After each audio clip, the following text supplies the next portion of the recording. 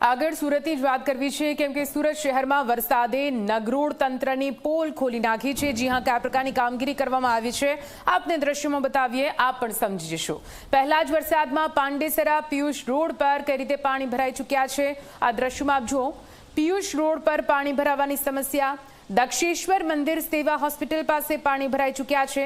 શાળા કોલેજ નોકરીએ જતા અનેક લોકો છે જે સવારમાં અટવાઈ પડ્યા છે।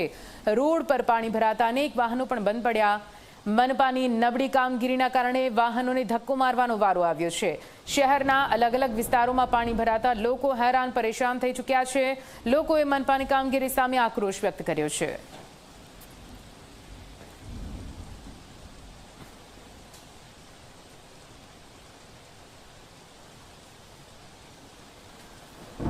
તો આપ જુઓ, વરસાદે કેવી રીતે તંત્રની પોલ ખોલી નાખી છે તેના દ્રશ્યો આપ જોઈ રહ્યા છો। પાંડેસરા વિસ્તાર પાણી થઈ ચૂક્યું છે, જાણે નદીઓ વહેતી હોય તે પ્રકારે અહીં દ્રશ્યો સામે આવી રહ્યા છે। વરસાદે પ્રી મોન્સૂન કામગીરીની પૂરી પોલ ખોલી નાખી છે।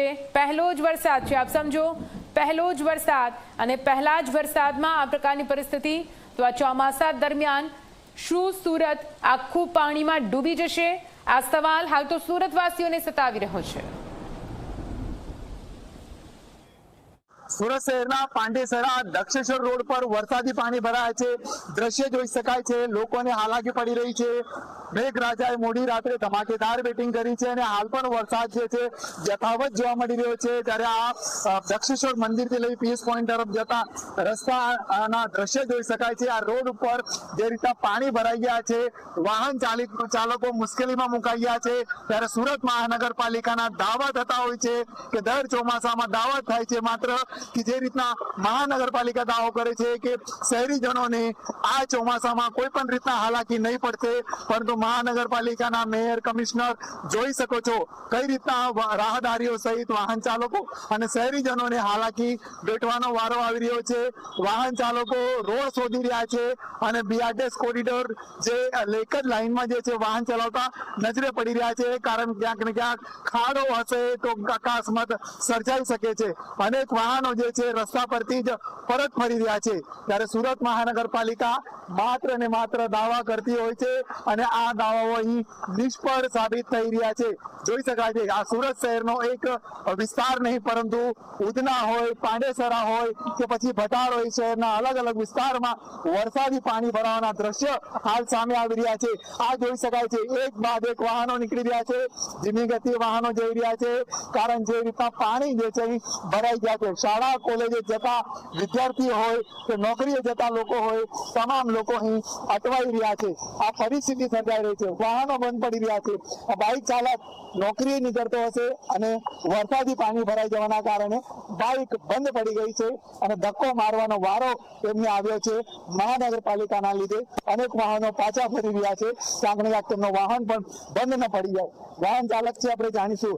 કાકા, શું કહેજો, પાણી ભરાઈ ગયા, ગાડી બંધ પડી ગઈ? પાણી ભરાઈ ગયા, ગાડી બંધ પડી ગઈ, પહેલો વરસાદ છે।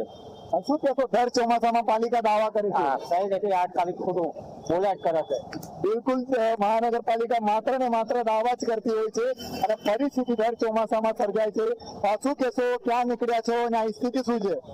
स्थिति बहुत नीचे है और पहली बारिश में इतना ज्यादा पानी जमा हो गया है तो सरकार को कुछ सोचना चाहिए कि इतना प्रॉब्लम हो रहा है चलने में और आने जाने में, यात्री को थोड़ा इस पे सोचना चाहिए सरकार को। બિલકુલ, પહેલા જ વરસાદમાં આ પરિસ્થિતિ અને શહેરની અંદર જોવા મળી રહી છે। પાલિકાએ ધ્યાન આપવાની જરૂર છે, પરંતુ પાલિકા માત્ર દાવા કરતી હોય છે, કારણ પાલિકા કહે છે પ્રી મોન્સૂન કામગીરી કરવામાં આવી રહી છે, લાખો રૂપિયા ખર્ચ કરવામાં આવી રહ્યા છે, પરંતુ ડ્રેનેજની ચેમ્બરને વરસાદી પાણીના નિકાલ માટે બનાવવામાં આવેલી ચેમ્બરો યોગ્ય રીતે સાફ સફાઈ ન કરવામાં આવતા આ પાણીનો જે છે નિકાલ જે છે થઈ શકતો નથી અને આ રીતના ટ્રાફિક જામ થઈ રહ્યા છે, વાહનો બંધ પડી રહ્યા છે અને લોકોને ભારે હાલાકી વેઠવાનો વારો આવી રહ્યો છે। ત્યારે લોકોમાં જે છે નિરાશા જોવા મળી રહી છે। ત્યારે લોકોની એક જ માંગ છે કે સુરત મહાનગરપાલિકા સારી રીતના કામગીરી કરે અને લોકોને જે હાલાકી છે તેમાંથી મુક્તિ આપે, પરંતુ તો શહેરની અંદર અલગ અલગ વિસ્તારમાં વરસાદી પાણી ભરવાના દ્રશ્યો સર્જાઈ રહ્યા છે અને લોકોના હાલ બેહાલ થઈ રહ્યા છે। પ્રશાંત ડીરે, જી મીડિયા, સુરત।